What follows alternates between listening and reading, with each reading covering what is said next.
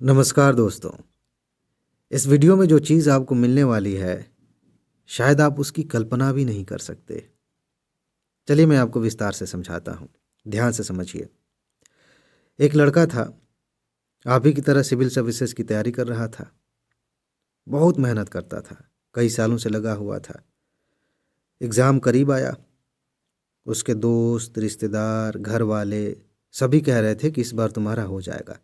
उसे भी लगता था कि इतनी मेहनत कर रहे हैं, सालों से लगे हुए हैं, अब तो हो ही जाना चाहिए।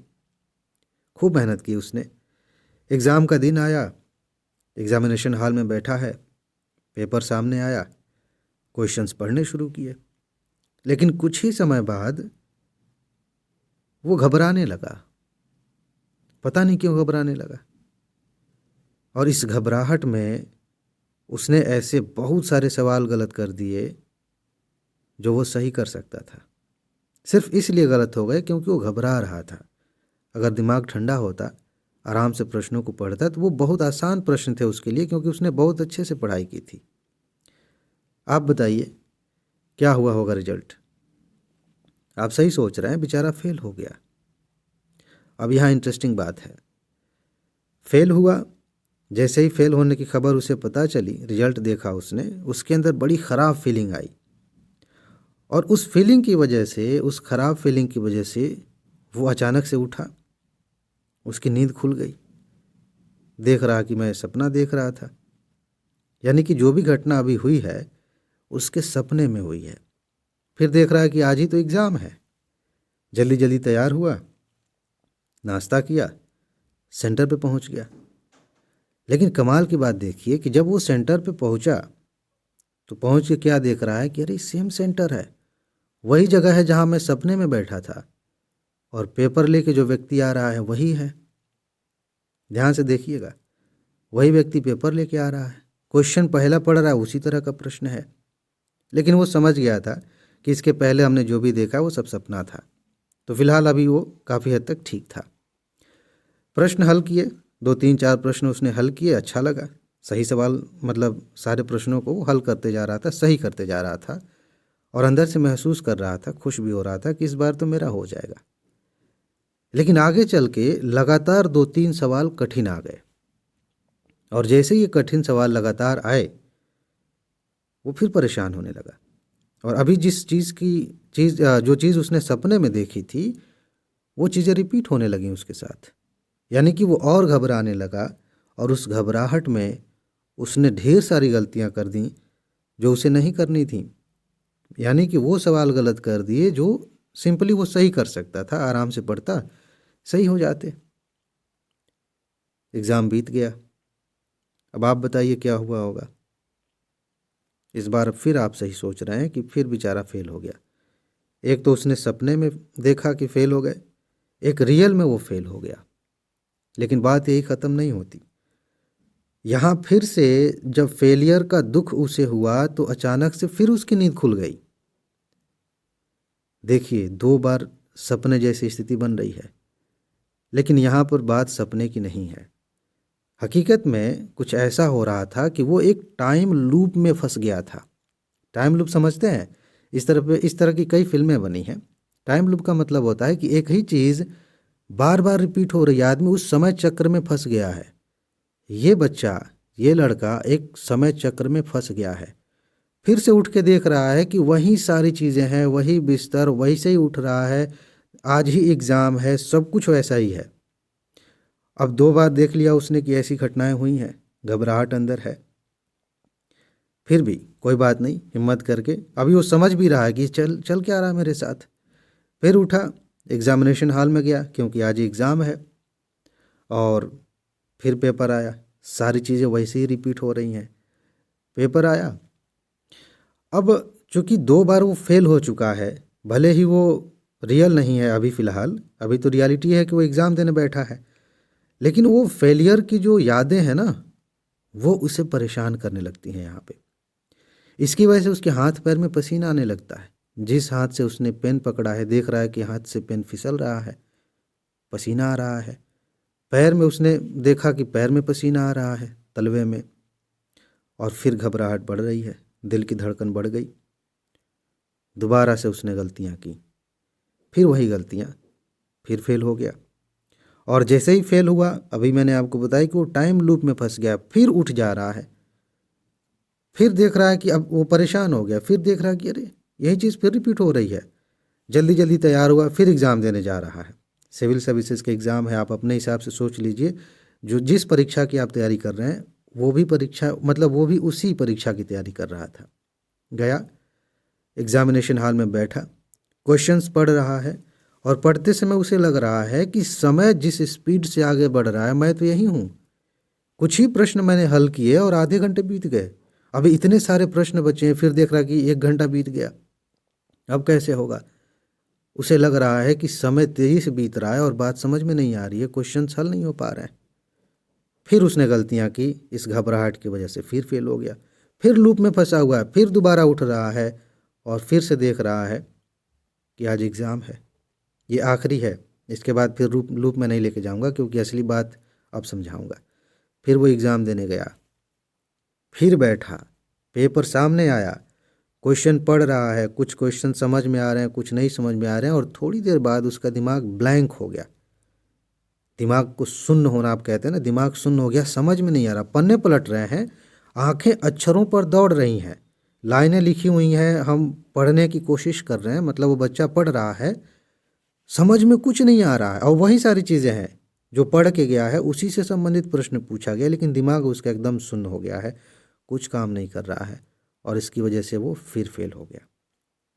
लेकिन बाद में उसने एक उपाय निकाला, बाद में वो सफल हो गया। लेकिन उस उपाय पे बात करने से पहले मैं यहाँ पे आपको फिर से रिवाइज करा दूँ कि जिन चीज़ों की बात मैंने की, क्या ये कल्पना है? निश्चित रूप से मैंने इन बातों को कहने के लिए एक काल्पनिक कहानी बनाई, लेकिन अचानक से बिना मतलब के एग्ज़ाम में घबराहट का होना, सब कुछ बढ़िया चल रहा है और 2-3 प्रश्न कठिन आ गए, उसकी वजह से परेशान हो जाना, घबराहट की वजह से हाथ पैर में पसीना आने लगना, दिल की धड़कन तेज हो जाना, ऐसा लगना कि समय तेजी से बीत रहा है और हम कुछ नहीं कर पा रहे हैं, कभी कभी दिमाग का काम करना बंद कर देना, क्या ये काल्पनिक बातें हैं? अगर आपने इससे पहले एग्ज़ाम दिया होगा या आपके किसी मित्र ने दिया होगा तो आप पूछिएगा, इनमें से कई सारी चीज़ें उनके साथ भी होती हैं कि नहीं? शायद आपके साथ भी हुई होंगी। ये काल्पनिक बात नहीं है। और एग्ज़ाम चाहे कोई भी हो, अगर हमारे अंदर ये चीज़ें आती हैं तो इनकी वजह से हमें बहुत भारी नुकसान होता है। हमने सब कुछ पढ़ा है, अच्छे से पढ़ा है, वो अच्छी बात है, लेकिन रिजल्ट किस बात से तय होगा, ये तो यही निर्धारित करेगा कि नहीं आपने एग्ज़ाम में क्या किया। जब आपके सामने पेपर था तो आपने कितना पढ़ लिया था, इससे कोई मतलब नहीं, आपने सही उत्तर चुना कि नहीं। और सही उत्तर हम कब चुनेंगे?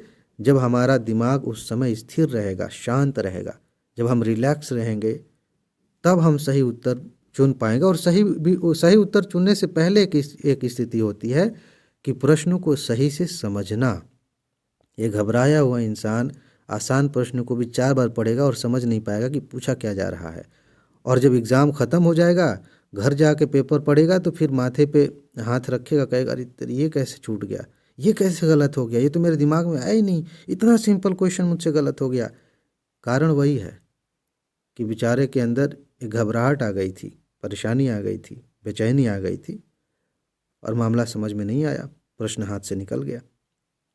अगर आपके साथ भी ये चीज़ होती है और मैं बाकी लोगों की तरह ये कह दूं कि अरे ये सब मस्त रहिए, कोई दिक्कत नहीं है, आराम से एग्ज़ाम हो जाएगा, अच्छा सोचिए, अच्छा सोचने से हो जाएगा, ऐसा कुछ नहीं होता, ये चीज़ें काम नहीं करती। अगर ऐसा होता तो हज़ारों वीडियोस पड़ी हुई हैं यूट्यूब पर, जितनी भी कोचिंग्स हैं उन कोचिंग्स में टीचर्स इस तरह की बातें करते हैं कि पॉजिटिव सोचिए, मस्त रहिए, एग्ज़ाम अच्छे से होगा। असर हो गया होता, लोग अभी भी परेशान नहीं होते। यानी कि सिर्फ ऊपर ऊपर कह देना कि आप पॉजिटिव सोचिए, खुश रहिए, इससे काम नहीं चलता है। आपको बहुत ही गहराई पर जाकर समझना पड़ेगा कि ये चीज़ें आती कहाँ से हैं। सब कुछ बढ़िया चल रहा है, एग्ज़ाम से एक दिन पहले भी हम मस्त हैं, खुश हैं, एग्ज़ाम में क्या हो जाता है भाई? इसे समझिए, और जैसे ही आप समझ लेंगे इसे, आप अचानक से पाएंगे कि आप बहुत हल्का महसूस कर रहे हैं और निश्चित रूप से जब एग्ज़ाम में इनमें से कोई भी घटना आप पर हावी होने की कोशिश करेगी, आपकी बात, मेरी बात आपके कानों में गूंजेगी। जो बात मैं कह रहा हूँ आपको वहाँ सुनाई देगी कि हाँ सर ऐसा कह रहे थे, ये चीज़ें आएंगी तो उनको ऐसे ऐसे हैंडल करना है। तो ध्यान से समझिए कि कारण क्या होता है, क्यों ऐसा होता है। सिर्फ दो ही चीज़ें हैं जिनकी वजह से ये घबराहट होना, समय हाथ से निकलते हुए दिखना, पसीना आना, दिमाग का सुन्न हो जाना, इस तरह की चीज़ें सिर्फ दो कारणों से होती हैं और उपाय सिर्फ एक है। सिर्फ एक उपाय है, सिंपल सा उपाय है। पहले दो कारणों को समझ लीजिए, आप देखेंगे कि इनसे बाहर शायद ही कोई कारण है। पहला कारण क्या होता है कि हम सब कुछ बढ़िया चल रहा होता है, अच्छे माइंडसेट के साथ प्रश्न को हल कर रहे होते हैं, कहीं पर जाके किसी एक प्रश्न की वजह से हम फंस जाते हैं। एक प्रश्न कठिन पूछ लिया गया, हम उससे लड़ने लग जाते हैं, उससे जूझने लग जाते हैं। हमें लगता है कि इसने हमें पकड़ लिया है या हमने उसे पकड़ लिया है। अगर हम उसको कई लोग ऐसा करते हैं कि कोशिश करके छोड़ देते हैं कि चलो आगे बढ़ते हैं, लेकिन वो प्रश्न उन्हें नहीं छोड़ता। मान लेते हैं 5वां प्रश्न परेशान कर रहा था, कठिन था। कुछ समय तक 1-2 मिनट तक हमने उसके साथ कोशिश की सही उत्तर खोजने की, समझने की, नहीं आ रहा, छोड़ के आगे बढ़ गए। 7वें 8वें तक पहुंच गए हैं, तब भी उसकी याद आ रही है कि यार ये कहीं गलत ना हो जाए, इसका अगर छोड़ दिया है, कोई ऑप्शन नहीं चुना है, तो ये आएगा कि इसका उत्तर क्या होगा। उसकी वजह से अभी 8वें तक गए हैं, बीच में जो प्रश्न आए उन पे भी शायद हमने अच्छे से ध्यान नहीं दिया। ये दिक्कत होती है। तो जैसे ही हम प्रश्नों पर फंसना शुरू करते हैं, हमारे अंदर दिक्कतें शुरू हो जाती हैं, क्योंकि वहाँ से फिर नेगेटिव ख्याल आते हैं। नेगेटिव ख्याल क्या आते हैं? यहीं से शुरुआत होती है इस बात की कि अगर मेरा नहीं हुआ तो क्या होगा। देखिए ये शब्द नहीं आएगा, ज़रूरी नहीं है कि आप ये सही में सोचें कि नहीं हुआ तो क्या होगा, लेकिन उसी तरह की फीलिंग्स बिना उस शब्द के आए, उस तरह की फीलिंग क्यों घबराएंगे भाई। सिंपल से एक प्रैक्टिकल करके देख लेते हैं। मान लीजिए आप यूपीएससी का एग्ज़ाम दे रहे हैं, ठीक है, और बीच पेपर के दौरान अचानक से आपको महसूस होता है, कोई बता देता है आके कि आज का एग्ज़ाम कैंसिल किया जाता है, 1 हफ्ते बाद होगा। आप कल्पना करिए कि अभी ये बात सुनने से पहले आप किस जोन में थे, किस मानसिक स्थिति में थे, और जैसे ही आपने सुना कि 1 हफ्ते का समय मिल गया, 1 महीने का समय मिल गया, क्या हुआ? आप अचानक से मुस्कुराने लगेंगे। पता नहीं क्यों मुस्कुराएंगे। ये पता नहीं का जवाब है। आप इसलिए मुस्कुराएंगे क्योंकि आप इसके पहले किसी न किसी रूप में ये सोच के घबरा रहे थे कि यार ये क्वेश्चन कठिन है, ये नहीं हुआ तो क्या होगा, कहीं इस बार मेरा रुक ना जाए, कोई दिक्कत ना हो जाए। लेकिन जैसे ही किसी ने कहा कि अब एग्ज़ाम कैंसिल किया जाता है, तो तुरंत आपके अंदर एक उम्मीद जगेगी कि हाँ बेहतर कर सकते हैं। आज समझ में आ गया कि इतना कठिन पूछा जा रहा है, 1 हफ्ते का समय मिला है ना, अब खूब पढ़ेंगे, अच्छे से पढ़ेंगे, अब बढ़िया से आके एग्ज़ाम देंगे। या 1 महीने का समय मिला है, बढ़िया से आके एग्ज़ाम देंगे। कुछ खास बदला नहीं, सिर्फ आपकी सोच बदली। क्या सोच थी? आपके अंदर ये बात आ गई थी, एक प्रश्न आ गया था जाने अनजाने में, जो कि एकदम नेचुरल, ऐसा नहीं है कि नहीं आना चाहिए भाई, हम एग्ज़ाम दे रहे हैं तो उम्मीद तो लगाएंगे कि हो जाना चाहिए। और कोई भी ऐसी चीज़ जो इस पर निगेटिव इम्पैक्ट डाले, हमें परेशान करेगी। हम उम्मीद करके एग्ज़ाम दे रहे हैं कि हमारा अच्छे से निकल जाए, और कोई ख्याल ये आ जा रहा है कि अगर नहीं हुआ तो जाहिर सी बात हम परेशान हो जाएंगे। तो ये दो कारण हैं। पहला फिर से बता देता हूँ, जब हम प्रश्नों में फंसना शुरू कर देते हैं, और दूसरी बात कि उन फंसने के दौरान, उन प्रश्नों में फंसने के दौरान हमारे अंदर नेगेटिव ख्याल आते हैं और हम उन पर ध्यान देना शुरू करते हैं, उनसे हम प्रभावित होना शुरू करते हैं, तो दिक्कत आ जाती है। और ये जो लूप है ना, मैंने तो एक ही दिन की घटना बताई कि वो बार बार उठ जा रहा है, फिर जा रहा है एग्ज़ाम देने, ये साल दर साल होता रहता है। एक बार फेल हुए, अगली बार फिर कोई ना कोई ऐसी समस्या आ जाती है, फिर फेल हो जाते हैं, फिर अगली बार देते हैं, फिर ऐसे ही इन 4-5 समस्याओं में से कोई ना कोई हो जाती है और हम अपनी पूरी क्षमता का इस्तेमाल नहीं कर पाते। तो इसका उपाय क्या है? बड़ा प्यारा सा, सिंपल सा एक ही उपाय है। क्या है? आप अभी से इस चीज़ की प्रैक्टिस करिए। एग्ज़ाम में तो आप करेंगे ही, अभी से इस चीज़ की प्रैक्टिस करिए कि आप जो प्रश्न पढ़ रहे हैं ना, तो अपने आप को इस बात की इजाज़त मत दीजिए कि मुझे प्रश्न के अलावा कुछ सोचना है। ये कैसे होगा? आप में से कई दोस्त कहेंगे कि कहना बड़ा आसान है, कैसे करेंगे इसको? मैं बता रहा हूँ। मान लीजिए कि आप एक प्रश्न हल कर रहे हैं, जैसे एक एक छोटा सा प्रश्न लेते हैं। जैसे मान लीजिए कि मैंने पूछ लिया प्यारा सा संविधान से पूछ लेते हैं कि नीति निर्देशक तत्व जो है संविधान में है, किस देश से प्रभावित होकर हमने इसे अपने संविधान में डाला है। 4 ऑप्शन दिए गए हैं। ठीक, मान लेते हैं कि आपने ये नहीं पढ़ा है, आपको कठिन लग रहा है, तो दिमाग में कई सारी चीज़ें आएंगी, कई तरह की भावनाएं आएंगी। तो अभी से इसकी प्रैक्टिस करिए कि जब मैं प्रश्न को पढ़ रहा हूँ या पढ़ रही हूँ तो मेरा पूरा फोकस इस बात पर होना चाहिए कि ये पूछा क्या गया है, और जो पूछा गया है आ रहा है तो बहुत बढ़िया, हल कर दिए, आगे बढ़ गए। फिर अगले प्रश्न पे देखेंगे कि इसमें पूछा क्या गया है। अगर नहीं आ रहा है तो ये समझना है कि इसमें कहाँ पे मैं फंस रहा हूँ। हो सकता है कि मैंने ठीक से प्रश्न को पढ़ा नहीं, हो सकता है कि ऑप्शन कुछ थोड़ा सा कठिन बना दिया गया है, हो सकता है स्टेटमेंट वाले प्रश्न में कि घुमा के कुछ पूछ लिया गया है, समझ में नहीं आ रहा है। ये भी हो सकता है कि थोड़ा थोड़ा पढ़ा है, कुछ ऐसा डाल दिया गया है जो शायद मैंने नहीं पढ़ा है। यानी कि हम अपना सारा ध्यान ये समझने पर लगाएं कि क्वेश्चन हमसे क्या डिमांड कर रहा है। जब हम क्वेश्चन से उठकर बाहर निकलते हैं तभी समस्याएं आती हैं। अगर आपका सारा ध्यान इस पर लगा हुआ है कि प्रश्न क्या कह रहा है, तो 2 ही चीज़ें हो सकती हैं। पहली चीज़ ये होगी कि आपको तुरंत समझ में आ जाएगा, जैसे आपने पढ़ा है, आपका पूरा ध्यान प्रश्न पे है, तो जो आपने पढ़ा है वो याद आ जाएगा, आप सही उत्तर चुनेंगे, आगे बढ़ जाएंगे। अगर ये नहीं हुआ तो आपके दिमाग में कुछ ट्रिक्स आएंगी कि अच्छा डायरेक्ट तो इसका उत्तर नहीं आ रहा है, लेकिन एलिमिनेट करके देखते हैं, ये तो नहीं होगा, ये नहीं होगा, ये नहीं होगा, तो ये हो सकता है। यहाँ से भी आप उत्तर निकाल सकते हैं। अभी भी आप प्रश्न में ही डूबे हुए हैं। या फिर तीसरी स्थिति ये हो सकती है कि आपको समझ में नहीं आ रहा है कि पूछा क्या गया है। यहाँ पर आपको समझदारी ये दिखानी है कि इसके साथ लड़ेंगे, ये इंपॉर्टेंट बात है, इस प्रश्न के साथ लड़ेंगे तो बहुत सारे प्रश्न हमारा इंतज़ार कर रहे हैं। सिर्फ इसी के दम पे, इसी के सही या गलत होने से हमारा भविष्य नहीं तय होगा, रिजल्ट नहीं तय होगा। बहुत सारे प्रश्न हैं, 100% में कहाँ होता, कॉम्पिटिटिव एग्जाम में कोई भी रिजल्ट 100% पे जाता है, तो हमें उसकी चिंता भी नहीं करनी है। यानी कि इसे हम छोड़ सकते हैं। ये बात आपको समझ में आ जाएगी जब आप प्रश्न पर ध्यान देंगे, तो तुरंत समझ में आ जाएगा कि यार ये अपने बस की बात नहीं है, और हम खुशी खुशी इसको एक्सेप्ट करते हैं, क्योंकि इसकी औकात नहीं है सिर्फ एक प्रश्न की कि हमें फेल कर दे, और भी प्रश्न हैं।